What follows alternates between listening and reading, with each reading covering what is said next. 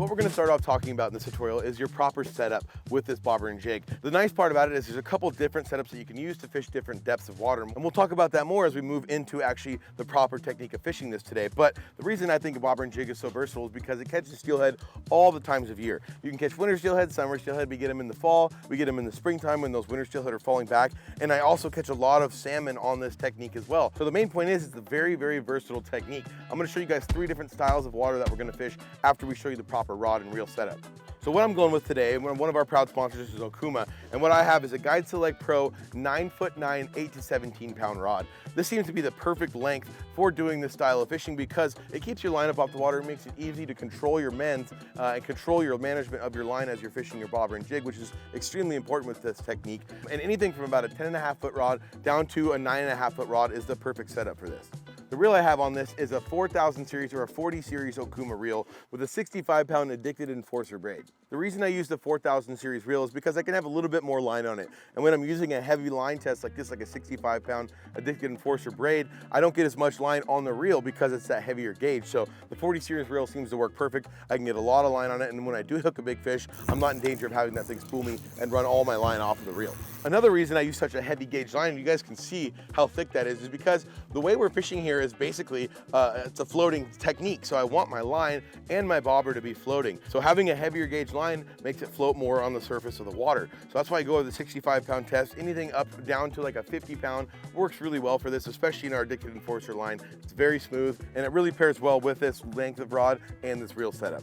The next step is I'm gonna add a bumper line to this, which is very imperative for this setup in my opinion. I like to have that fluorocarbon bumper on the end. There is, when we do the slide float setup, you can actually go straight to braid given the right water conditions, but I'm gonna start with the fixed float setup given the water that we're fishing here today. Now what I have here is a 15 pound tough line fluorocarbon line that I'm gonna use about 10 to 12 feet of. So I try to think of what the deepest hole I'm gonna fish during the day is, and that's how much bumper line that I'll put on there, just so I don't have an overzealous amount of extra line in my reel and out there on the water while I'm fishing. So the deepest spot I'm probably gonna set today is probably 15 feet. So I'm gonna make sure I have about 15 feet of line, and I'm gonna attach this to my braided line with a uni knot. There's many different unifying knots out there that you guys can use to tie a fluorocarbon line to a braided line. The one I'm gonna show you here today is actually a blood knot. There's uni knots, there's Alberto knots, there's some different sort of surgeon's knots. I say tie the one you're best at tying, not the one that you like the most. The strongest knot you'll tie is one that you tie correctly. So what I'm gonna do here with my blood knot, I'm just gonna show you guys quickly here. I'm not gonna get too in depth.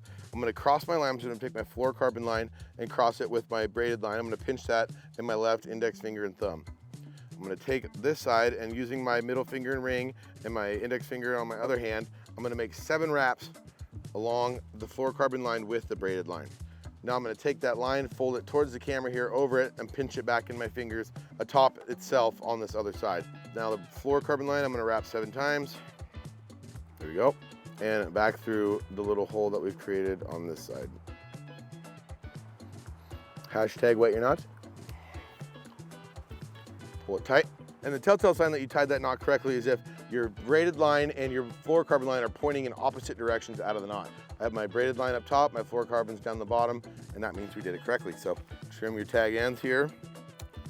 Now the 2 bobber selections you're going to use anytime that you're fishing with a bobber and jig setup is a fixed float setup, which we're going to show you first, and a slide float setup. This is made for more stealthy fishing when your water's low, when the rivers are clear, or when you're fishing any sort of water that's from about a foot deep up to about 6 feet deep. I find it very hard to cast and properly fish holes with the fixed float setup if your depth has to be set any longer than your rod is long. And what I mean by that is if I try to put 12 feet of line in between my jig and my float, I'm not going to be able to cast that with this setup unless I have a 12-foot rod, which then still it's going to be very difficult. So I have my 10 foot of bumper, I have my addicted fixed float right here. Let's go ahead and put this on the line. So this bobber comes with 2 rubber grommets and the float itself. So the way I'm going to do this, I'm going to take the first rubber grommet, that's a fun word. I'm going to slide it over that. That's on my main line now above where my bobber is going to be. I'm going to take and put it in the given hole here, slide it all the way through, pull it tight.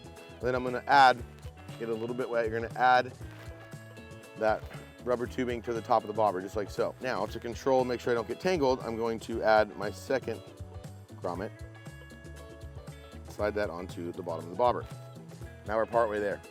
Next, what I like to do is add just a nice little size 6 swivel that's gonna go in between my main line and my bumper line. or my leader line rather.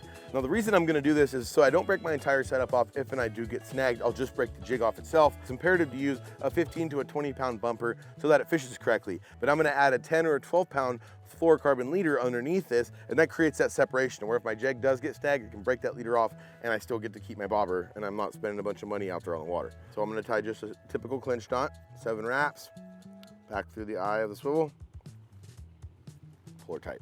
All right, time for our leader line. And because it's sunny and the rivers are pretty low right now, I'm gonna go with about 2 to 3 feet of 10-pound test. Again, that's that same tough line fluorocarbon, but about 5 pounds less than my main line, which is gonna make it easier to break off. Hopefully it doesn't make it easy to break off a fish, but today I'm going with a 10-pound test under this so that I'm a little bit more stealthy with my stealth setup.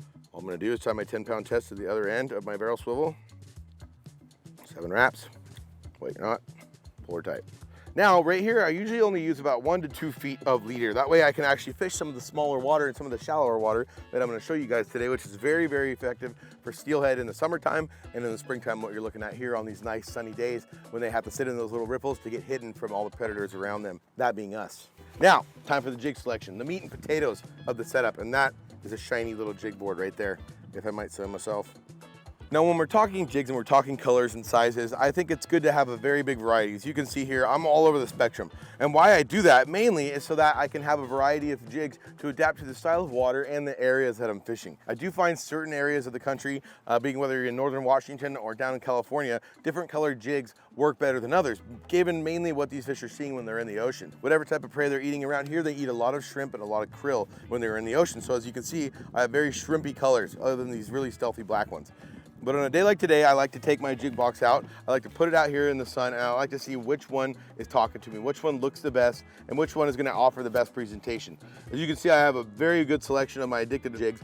The reason I have those is because, like I said before, just about every single one of them work. There's been years where it's hard to find the certain colors, of course, that you wanna use, because that's how fishing goes. And I have found by testing them out over the years that pretty much every single jig color works. Just kind of pick the favorite one that you like, have a few of them with you, take those to the river and fish effectively. So I'm gonna pick one out now, and as you guys can see, like I said, I just kind of hold it up to the skylight, see which one's talking to me, and right now, I don't know about you guys in the camera, but I think this one's looking pretty good. Real shrimpy color. And this one I can already tell has a little bit too much material on it, which isn't necessarily the worst thing, but because I want to be stealthy today, because it's sunny, I want to trim a little bit of this material off so that it's a little bit less of a bold presentation. Still has that nice color, and it still has that nice figure as it flows through the water. And as you can see here, I picked a 16th ounce jig head. The reason I'm doing that is because in this river, I want to be fishing close to the bottom. If you're going to be fishing deeper holes in suspended water, like I'm going to show you later in this tutorial, we're going to go on with a heavier jig head. But because I want this thing to be able to swim along the contour of the bottom and drift around and not get snagged in the rocks, I'm going to go with a 16 ounce jig head presentation. We make these in 16, 1/8, and 1/4 ounce jigs, and those all work. Every single style works, but I'm using this one for a little bit smaller presentation, and again, because I want to be fishing close to the bottom and not snagging up all day. Okay, I'm gonna give my jig a little haircut. Let's hear all the comments below. Use it on yourself. As you can see, I'm getting that thing nice and thinned out. Doesn't have such a bold presentation anymore. There it is. That's sexy. We'll call it shrimpy wimpy. So the way I'm gonna attach my jig here is just your typical clinch knot again. And my last step here, because I'm using the 16th ounce jig, and if I go any higher in my jig selection, I won't be using this little trick, but because I have the 16th ounce on and I want it down there by the bottom the whole time, I'm gonna add a little piece of split shot, just like this, a little size 7 split shot. And I'm just gonna add that split shot just to the top end of my swivel so that it doesn't slide down towards my jig. Let's go fishing. All right. We have found ourselves the perfect bobber and jig hole. And you guys can tell this is a very, very small piece of water. That's why I'm gonna go with such a stealthy presentation.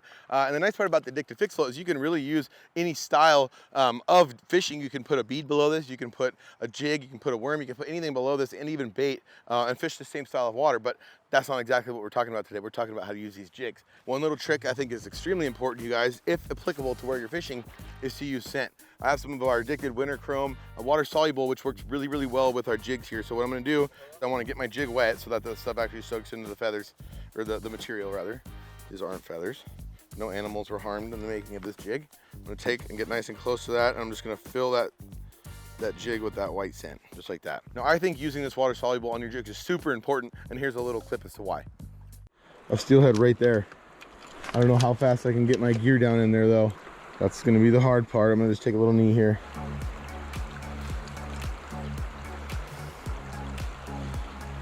I'm gonna put the Addicted Winter Chrome blend on here and see what and how they react to it.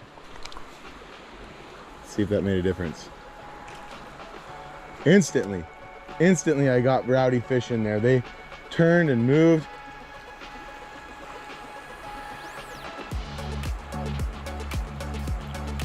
Got one, I got one in the logs. That's a big one, everybody. That's a big steelhead. All right, enough of that funny business. Let's show you guys how to fish this. So adjusting your depth and figuring out the depth of the hole is probably the most difficult part of fishing this fixed float.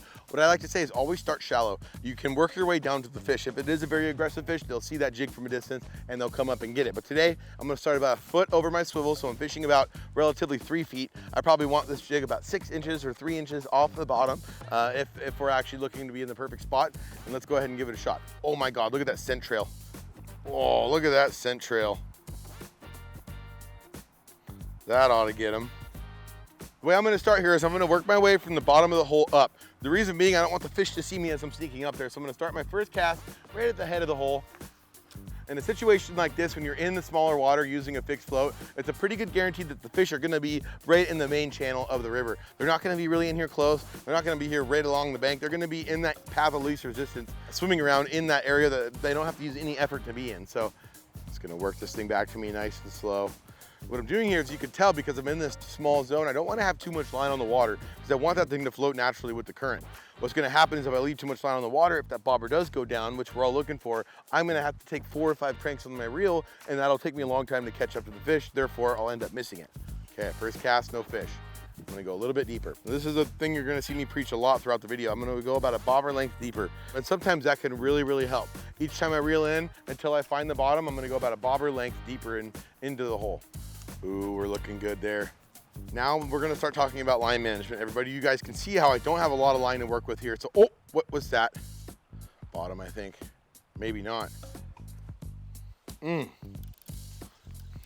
Now, because I think I made contact with the bottom, I'm gonna keep that depth. With a fixed float, it's very easy to tell if you're hitting bottom. If your bobber is pointed downriver towards the tail out of the run, that means your jig is touching the bottom. If it's pointed upriver as it flows through a fast area, it means you're not deep enough and your stuff is getting kicked off the bottom by the current and you're actually not really fishing at all. But what we're looking for is that perfect vertical presentation as that bobber floats through there. If we have that, you don't usually have to do anything going shallower. You want to just work your way deeper, and so that you can actually find the bottom until you see that bobber lean, and then you straighten it back out by shallowing up just a little bit. So the method I really like to preach as you're fishing any hole with a bobber setup in particular is do the close middle far. I can tell my close cast here isn't going to be really relevant. That middle cast, the current's moving enough to make it good, and then I made that far cast and I worked that far side. Do that over 2 or 3 times in the spot, and then use your feet to move around on the bank and move your way down to the end of the tail out so that you're thoroughly fishing the whole hole. One thing that's very dangerous to do is let your line go out too far down below you to where you do get a bite and you can't get your line in fast enough to actually hook the fish. That's what we call hero drifting. And what I like to tell people is it's better to fish with your feet than your line. And what I mean by that is move down to where you have that good 45 to 45 degree angle on the fish so that you can make the most of your opportunity when your bobber finally goes down. Just kidding. Let's move downriver. Okay, move downriver about 20, 30 yards. You guys can see where we're sitting up there. Now I'm gonna fish the bottom end of this hole. I can tell it's nice and shallow and close to me here, so I'm gonna start with a close cast. Only about halfway across the river.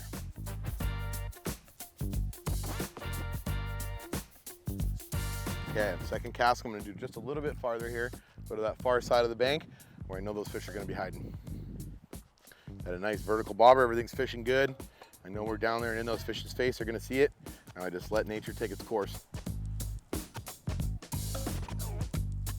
So I have to say, when you're fishing small water like this with the fixed float, it's pretty cut and dry. It's simple to fish. Just make sure not to inhibit too much pressure on your bobber so that you're pulling it out of the strike zone. Let that thing naturally float as it goes downriver. When it goes down, set hook like heck and reel in a steelhead. Moving on down. Okay, on to our second piece of water. Now you guys will see it instantly as you look behind me that this is a lot bigger part of the river. It's a little bit deeper, but it still has that very nice slow pace. It's only about 6 feet deep out there, so I can actually use my fixed float super effectively, and it allows me to get a very stealthy and a very natural presentation. That's why I'm gonna stick with a fixed float in a situation like this. But one little trick I'm gonna show you guys here, before we get started here, again, where applicable, is one of my favorite tricks to using a bobber and jig. If you're not gonna use the addicted water soluble, I like to use some kind of meat, whether it be a coon shrimp or some sort of prawn or a little piece of shrimp meat, just like I have here. All I'm gonna do is take that piece of shrimp, I'm gonna hook it right through the side, just like that, make sure my barb gets through that thick piece of the meat, and then we're fishing. Very, very, very secret and effective way of catching any sort of steelhead, whether it be summer, winter, fall, whatever you're looking for. Shrimp works really good to catch these. So let's get started here. I can tell this is about, if I walked out there and used my rod tip as a gauge, it'd probably be about up to my last eye. So I'm gonna go about 5 or 6 feet. I wanna be off the bottom just a little bit as it goes through there, so it's right in those fish's face. I'm gonna go about 5.5 feet to start. Throw it in there, and again, if my bobber's leaning downriver, I'm gonna bring it back in right away and adjust my depth. So I'm gonna start at 45 degrees up here above me. And what I'm gonna talk about most now that we're in a bigger part of the river is how to manage your line and how to mend your line, which is a very, very important part of this, especially with the fixed float. It's imperative to not have too much of the current pulling against your line. So you can see here, as I went down right at the first third of my drift, I lifted my line up high with that 9-foot rod. I moved my line above the bobber, and then I opened my reel again and I let it float. That's what we call a mend. When somebody tells you to mend, that's what they're talking about. Now that I've mended, I can see my line's in that nice straight path, and I'm gonna be letting line out of my reel. What I like to do is use that 10-foot rod, go from down here all the way to the top with my bail open. That gives me about 10 feet to work with. As it goes downriver, I lower my tip to give that 10 feet, and then I take my hand off and I give it another 10 feet. And I let that thing just slowly go down again, pointing my tip down towards the bobber. As I let those 10-foot paces of line out, what it does is it makes it so I don't have too much line on the water, to where if that bobber goes down right now, I close my bail, I start to reel, and my bobber's already moving. That is very important when you're fishing bigger water, because it takes a long time to catch up with your bobber, and the fish has the potential to spit that thing out and actually not hook itself, even though it bit your jig.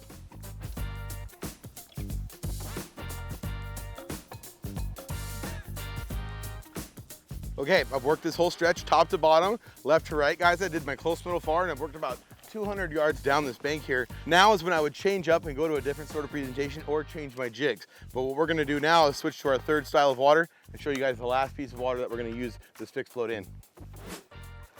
Okay, now our third and final style of water, and ultimately, in my opinion, probably the best style of water to fish with a bobber and jig, especially when you're talking about the fixed float, and it's the shallow, riffly water. As you can see behind me, you kind of have these sparkly riffles going across the surface of the water. What that does is it creates a protective layer over the fish so that things from the sky, basically the only predators to a fish is a sea lion or an eagle. So it creates that nice little layer of shelter for them to sit in this shallow water. It also has a lot of oxygen in it so that those fish are comfortable as they migrate their way upriver. This works really well with the fixed float because I can fish so shallow. You'll see in the next scene when I'm gonna show you guys how to use the slide float why it wouldn't work that good here, because we will have a longer setup and it'll be hard to fish shallow. So without further ado, let's get to fishing.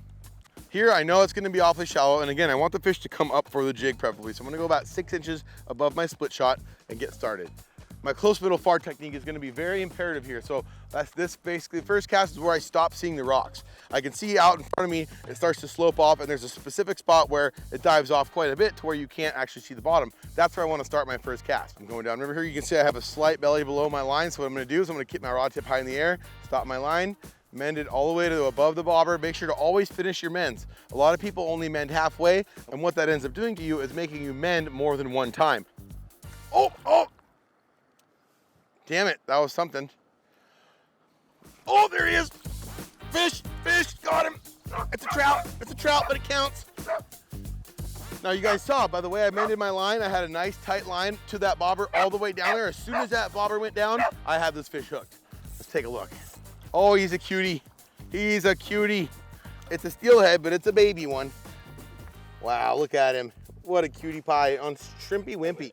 Man, that jig's almost bigger than his head. See you later, buddy. All right, first fish of the day. That feels nice. Let's get a bigger one.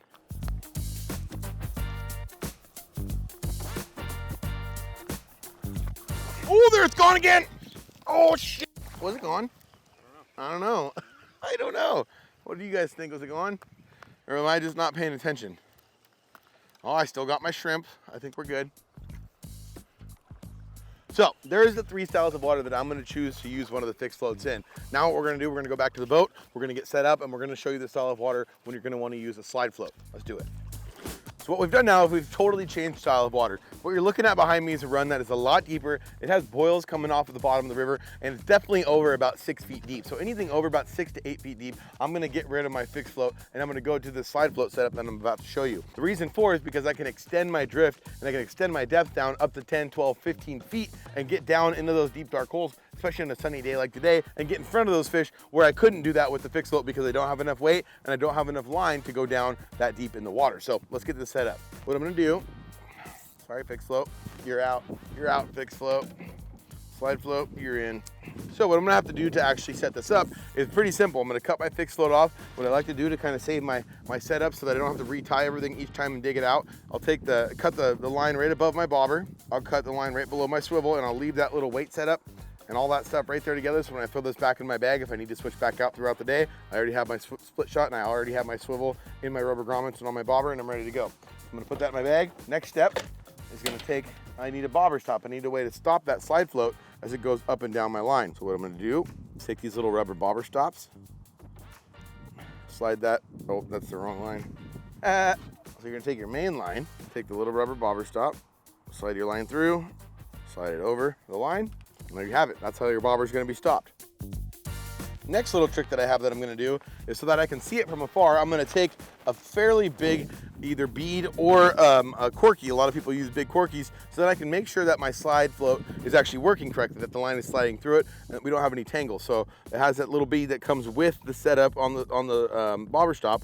I'm gonna add the big bead here for an indicator, and then I'm gonna slide my line through my slide float, just like that.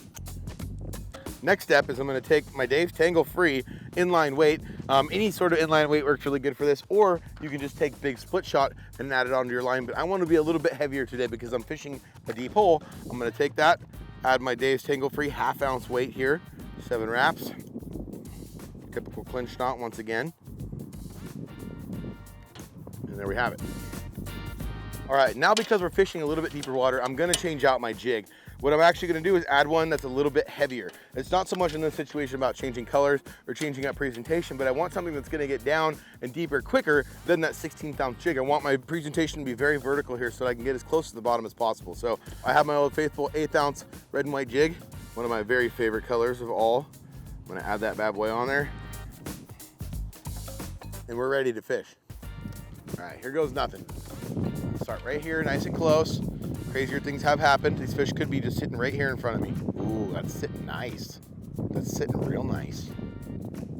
Now you can see here the difference. I have an upriver wind and the current is pushing upriver. So what I'm actually gonna have to do is I'm gonna have to counter mend. I'm gonna mend this thing downriver because I'm getting such a belly above my bobber that it's gonna start pulling me off of the bottom. It's gonna inflict my drift enough, pull enough tension upriver that the bobber is gonna be laying upriver, and that's saying basically that my jig is floating up off the bottom because we have that surface tension. So in a situation like this, if you have that big belly of line above your bobber, you wanna mend downriver towards your bobber and let your bobber float into it. So what I'm gonna very firmly stress in a situation like this is when I have a deep hole and I start in the shallow realm, I'm gonna go a little bit deeper with each cast, and I'm gonna be very imperative about that. I'm gonna go about 1 foot each time, so it's about 12 inches I've changed until I do find the bottom. So the second cast is gonna be 1 foot deeper. Let's let her fly. Cast it a little bit further out there, went to that middle cast. Now we're gonna let it fish. Okay, second cast, no luck. Time to go a little deeper. Arms away.